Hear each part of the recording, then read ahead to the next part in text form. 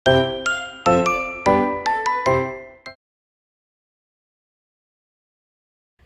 yang kita ambil kali ini adalah UMKM Donat Velta Treats yang bertempat di Secang, Kabupaten Magelang.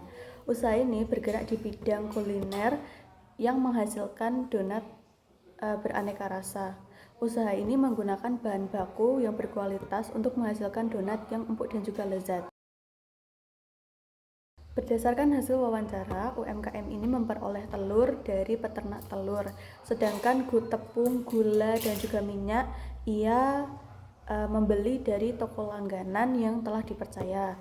Keputusan ini menunjukkan bahwa pemilik usaha mempertimbangkan aspek-aspek seperti biaya dan juga kendala pemasok dalam pengadaan bahan baku.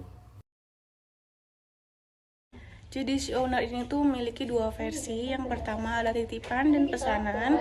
Nah, jika titipan, owner ini sudah tahu takaran dan stok untuk setiap harinya.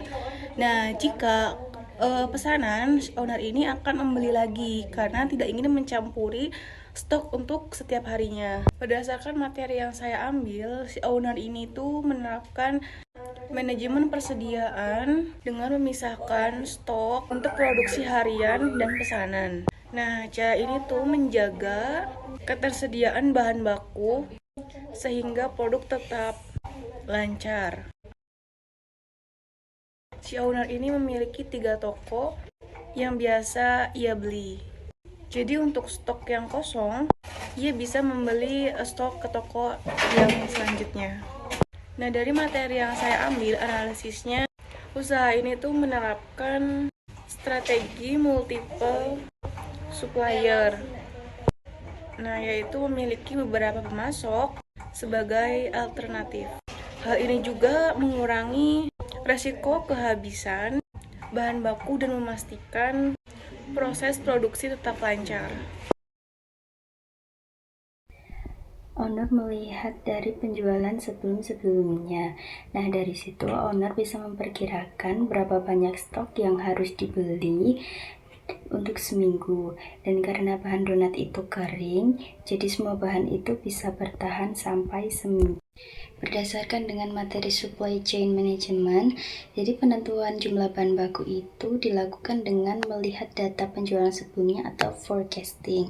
Nah, dari cara ini bisa membantu memperkirakan kebutuhan bahan baku agar tidak terjadi kelebihan stok atau kekurangan stok. Nah, owner sendiri itu memiliki 3 pemasok, apalagi topping donat itu kan juga beragam. Nah, kenapa owner memilih 3 pemasok?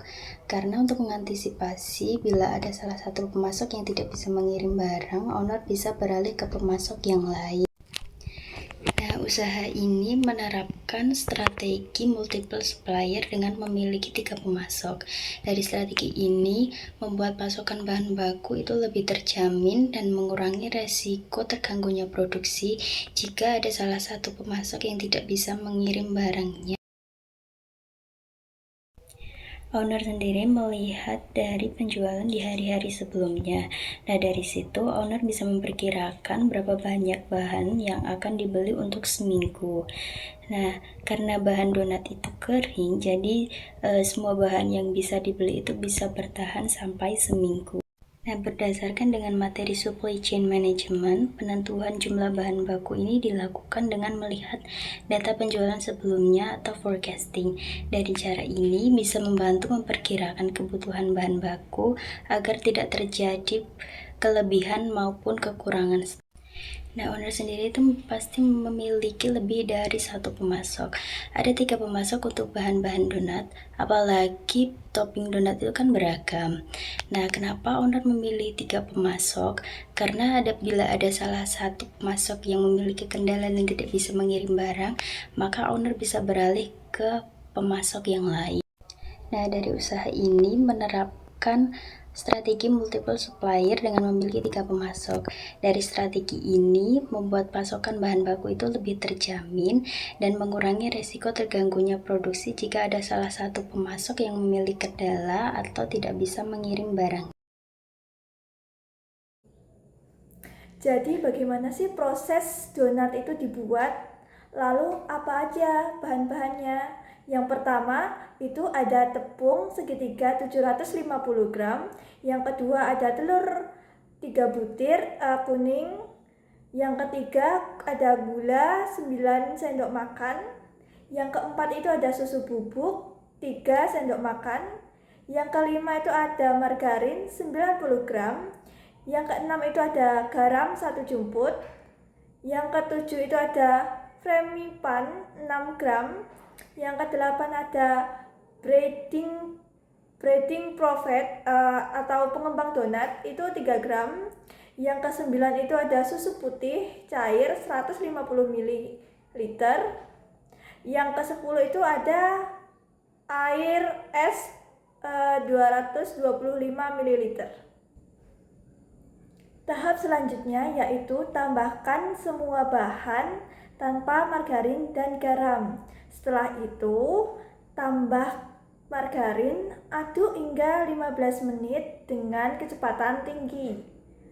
Nah, selanjutnya lagi adonan tadi itu di rounding sekitar 20 menit. Lalu lanjut proses degassing. Tujuannya itu untuk membuat angin pada adonan donat. Nah, selanjutnya proses menggoreng donat. Goreng hingga warnanya kecoklatan. Balik donat 1 kali saja hingga warnanya kecoklatan.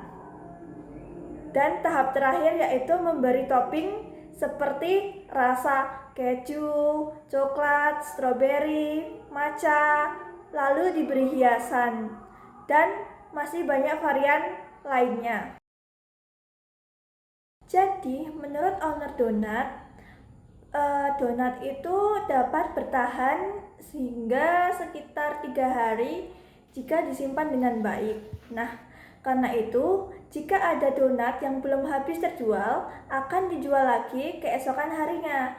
Namun, donat itu biasanya hanya tersisa sekitar 1 hingga 2 donat, sehingga jarang ada donat yang tidak terjual. Nah, untuk selanjutnya, owner juga menerima keluhan dan juga masukan dari para pelanggan. Tentunya ini bisa lewat via online seperti WhatsApp atau mungkin langsung disampaikan langsung kepada owner. Nah, mungkin banyak sekali keluh kesah seperti variasi rasanya kurang atau mungkin ukurannya itu sedikit berbeda dari yang lain. Nah, tentunya ini menjadi bahan pertimbangan untuk bisa menambah varian rasa dari donat tersebut dan juga untuk memperbaiki ukuran dari donat tersebut. Untuk kenaikan harga bahan produksi seperti tepung, minyak maupun bahan-bahan yang lain, tentunya owner memiliki strategi yaitu menaikkan harga donat yang tadinya 2.000 menjadi 2.500. Mungkin di awal-awal tentunya banyak komplain dari para pelanggan, namun pelanggan biasanya sudah mengetahui kualitas, rasa, dan tentunya tidak akan mempermasalahkan dengan kenaikan harga donat tersebut.